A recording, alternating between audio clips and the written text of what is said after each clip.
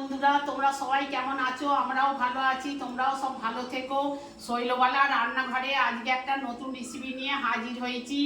কি করব দেখুন, মাছটা দিয়ে মাছ আম নিয়েছি 3 পিস, আলু নিয়েছি, আম দিয়ে মাছ দিয়ে আলু দিয়ে সাদা সর্ষে আর কালো সর্ষে, লঙ্কা গুঁড়ো, হলদি গুঁড়ো, 5 ফোড়ন আর নুন আর তেল।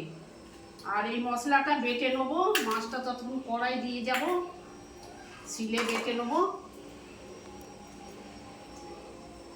এই যে তেল দিলাম,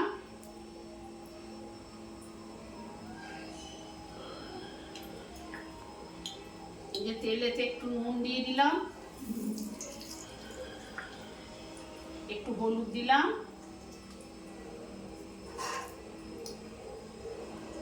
এই যে মাছে নুন মাখিয়ে দিলাম। আপনারা বেশি করে মাছ নিয়ে নেবেন। আমি 2 পিস নিয়েছি আর একটা বড় আলু নিয়েছি।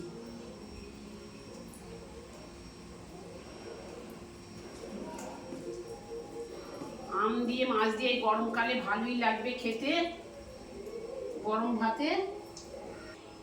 এই যে মাছ দিলাম,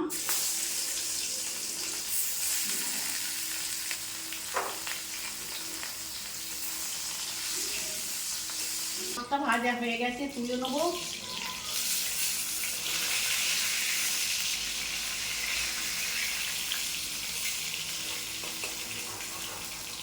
লাল করে মাছটা ভেজে নিয়েছি।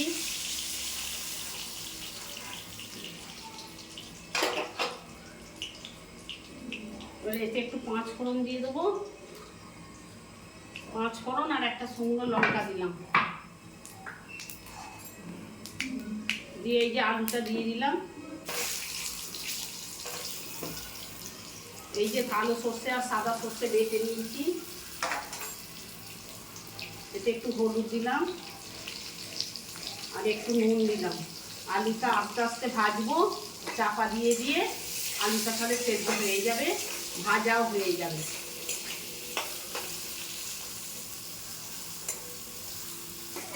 পাঁচ মিনিট ভেজে নেব। বন্ধুরা চাপা দিয়ে ভাজছিলাম, এই দেখুন আলু ভাজা হয়ে গেছে, আলুও সেদ্ধ হয়ে গেল, ভাজাও হয়ে গেল।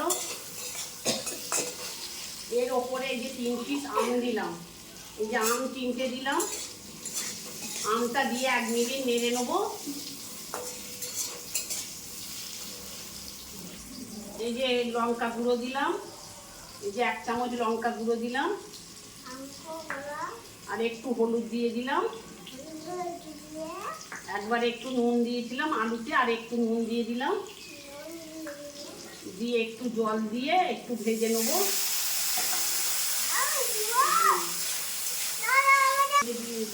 কাঁচা লঙ্কা 3টে দিলাম,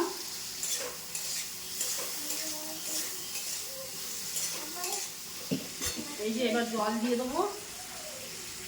এই যে 2 মিনিট ভেজে নিয়েছি, ভেজে নিয়ে এই যে জল দিয়ে দিলাম। এই যে জল দিয়ে ফুটে গেলে সর্ষেটা দেবো। সর্ষেটা একটু জল দিলাম।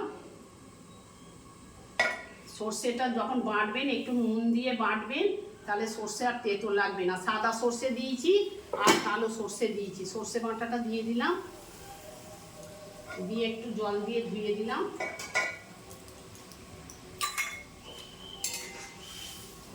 ফুটে গেছে, এই যে মাছ দুটো দিয়ে দিলাম।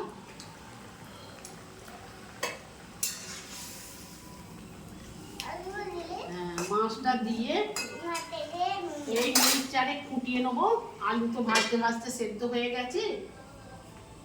বন্ধুরা দেখুন এই যে হয়ে গেছে, এই যে নামাচ্ছি।